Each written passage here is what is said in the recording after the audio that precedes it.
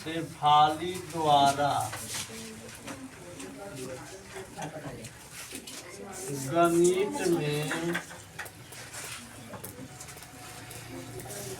प्राप्तांक 100।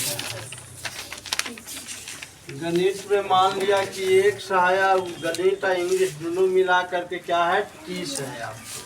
तो इंग्लिश में कितना, अंग्रेजी में कितना हो जाएगा बाबू? अंग्रेजी में प्राप्तांक 30 माइनस x। अब कह रहा है कि उसे गणित में 2 अंक मिलता है, गणित में 2 अंक मिलता, 2 अंक अधिक मिलता, यानी पहले से x मिला हुआ है। अगर कह रहा है कि 2 अंक और ज्यादा, यानी x प्लस 2 हो जाएगा। और अंग्रेजी में 3 अंक कम मिलता, अंग्रेजी में कह रहा है कि 3 अंक कम, यानी 3 घटा दीजिए। और दोनों का गुणनफल कह रहा है आपको कि 210। तो कितना हो जाएगा आपको? x प्लस 2 और ये हो जाएगा 27 माइनस x बराबर 210। अब दोनों को गुना कर दीजिए, 27x हो जाएगा माइनस x स्क्वायर, इसमें इसे कीजिएगा प्लस 54 और इससे इसमें कीजिएगा माइनस 2x बराबर 210। अब क्या हो जाएगा बाबू? 27 में से 2 घटा दीजिए, 25 माइनस x स्क्वायर प्लस 54 बराबर 210। इसको भी इधर ले आइए, 25x minus x square plus 54 minus 210 बराबर 0।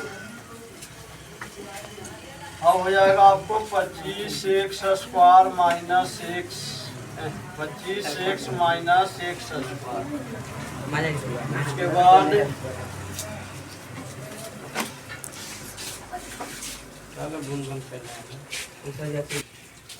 अब इसको घटा दीजिए, 210 में से 54 घटा दीजिए, कितना हो जाएगा बाबू? 6, 5, 156 माइनस 156 बराबर 0।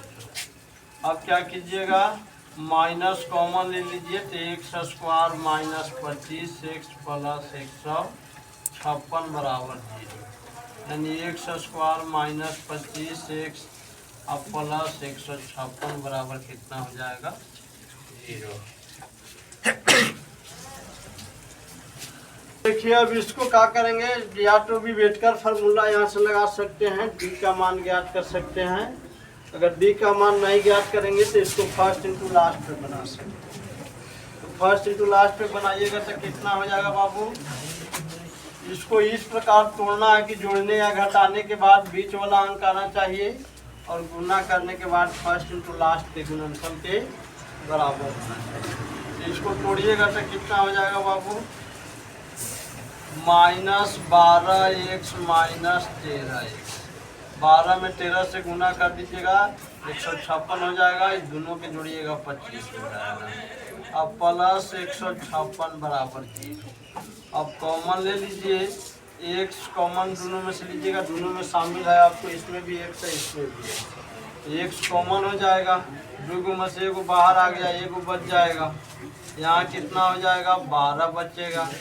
इसमें माइनस 13 कॉमन ले लीजिए, x माइनस 12 हो जाएगा बराबर 0। अब ये दोनों को एक साथ लिखिए, तो यहाँ आपको x माइनस 13, और दोनों में से कोई एगो लिखते हैं तो x माइनस 12 हो जाएगा बराबर 0। अब लिखेंगे कि यदि x माइनस 13 बराबर 0 तो x बराबर 13 होता है।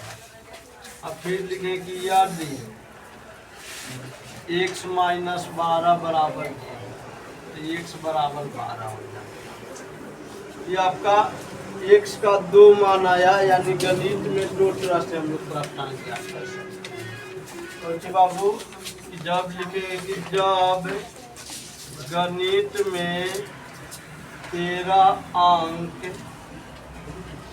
प्राप्त होते हैं तो अंग्रेजी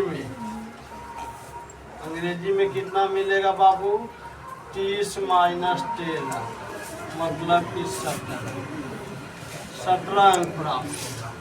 लेकिन जब कह रहा है कि गणित में